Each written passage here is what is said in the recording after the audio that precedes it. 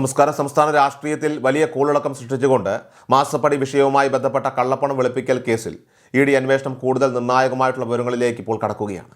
ഈ കേസിന്റെ മുൻപത്തെ ഘട്ടങ്ങളിൽ മുൻ മുഖ്യമന്ത്രിയുടെയും മകളുടെയും പേരുകൾ മാത്രമായിരുന്നു പ്രധാനമായിട്ടും വാർത്തകളിലൊക്കെ നിറഞ്ഞു നിന്നിരുന്നതെങ്കിൽ നിലവിൽ വിവിധ കേന്ദ്രങ്ങളിൽ ഒരേ സമയം നടക്കുന്ന വ്യാപക പരിശോധനകൾ വിരൽ ചൂണ്ടുന്നത് ഈ സാമ്പത്തിക ഇടപാടുകളുടെ പേരുകൾ കുടുംബത്തിലെ മറ്റ് അംഗങ്ങളിലേക്കും അവരുടെ അടുത്ത സൗഹൃദ വലയങ്ങളിലേക്കും വളരെ ആഴത്തിൽ പടർന്നു പന്തലിച്ചിരിക്കുന്നു എന്നതിലേക്കാണ്. കോഴിക്കോട് അടക്കമുള്ള പ്രമുഖ കേന്ദ്രങ്ങളിൽ അസിസ്റ്റന്റ് ഡയറക്ടറുടെ നേതൃത്വത്തിലുള്ള പ്രത്യേക സംഘങ്ങൾ ഒരേ സമയം നടത്തുന്ന തെരച്ചിലുകൾ ഈ സംശയങ്ങളെ പൂർണ്ണമായും ശരിവെക്കുന്ന തരത്തിലാണ് പുരോഗമിക്കുന്നത്.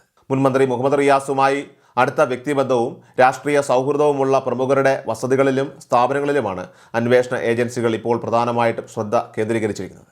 ടൂറിസം വികസന പദ്ധതികളുടെ കാലത്ത് ഒപ്പം സഹകരിച്ച് പ്രവർത്തിച്ച വ്യക്തികൾ, ഡിവൈഎഫ്ഐ മുൻ ഭാരവാഹികൾ, പ്രമുഖ ബിസിനസ് സംരംഭകർ എന്നിവരുടെ അപ്പാർട്ട്മെൻറ്റുകളിലും ഓഫീസുകളിലും ഒരേ സമയം നടത്തിയ പരിശോധനകൾ വൻ രാഷ്ട്രീയ ചർച്ചകൾക്കാണ് വഴിതുറന്നിരിക്കുന്നത്.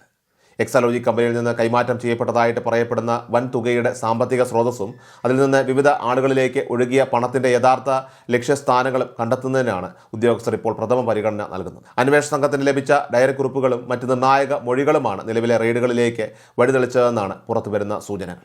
വിദേശത്തും സ്വദേശത്തുമുള്ള സാമ്പത്തിക കൈമാറ്റങ്ങൾ, റിയൽ എസ്റ്റേറ്റ് നിക്ഷേപങ്ങൾ, ബിനാമി ഇടപാടുകളിൽ സംശയിക്കുന്ന സാമ്പത്തിക സ്രോതസ്സുകൾ എന്നിവയെക്കുറിച്ചുള്ള വ്യക്തമായിട്ടുള്ള തെളിവുകൾ കണ്ടെടുക്കാനാണ് ഇ.ഡി. സംഘം ഇപ്പോൾ ശ്രമിക്കുന്നത്.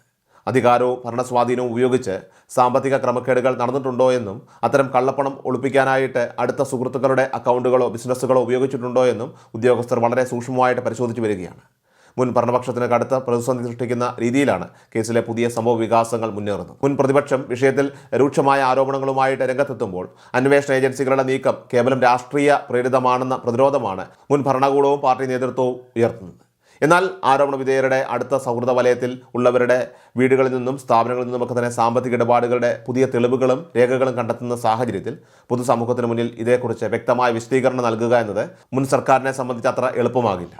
എക്സാലോജിക് എന്ന കമ്പനിയുടെ സാമ്പത്തിക ഇടപാടുകളിൽ നിന്ന് തുടങ്ങി മറ്റു പല പദ്ധതികളിലേക്കും അതിലൂടെ ഒഴുകിയ കോടിക്കണക്കിന് രൂപയുടെ കണക്കുകളിലേക്കും അന്വേഷണം നീളുന്നത് കേസിൻ്റെ വ്യാപ്തി കൂട്ടുന്നു. മുൻപ് നടന്ന കരാറുകളിലും പദ്ധതികളിലും ക്രമക്കേട് നടന്നിട്ടുണ്ടോ എന്ന സംശയവും ഇ.ഡി. തള്ളിക്കളയുന്നില്ല.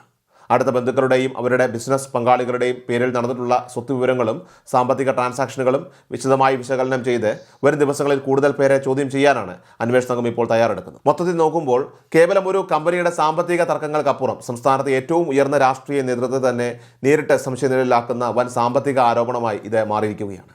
ഇ.ഡി. നടത്തുന്ന ഇപ്പോഴത്തെ പരിശോധനകളിൽ നിന്ന് എന്തൊക്കെ നിർണായക രേഖകളാണ് പിടിച്ചെടുക്കുക എന്നതും വരും ദിവസങ്ങളിൽ ചോദ്യം ചെയ്യലിനായിട്ട് കൂടുതൽ പ്രമുഖർക്ക് സമൻസ് അയക്കുമോ എന്നതുമാണ് രാഷ്ട്രീയ കേരളം ഇപ്പോൾ വളരെ ആകാംക്ഷയോടെ ഉറ്റുനോക്കുന്നത്.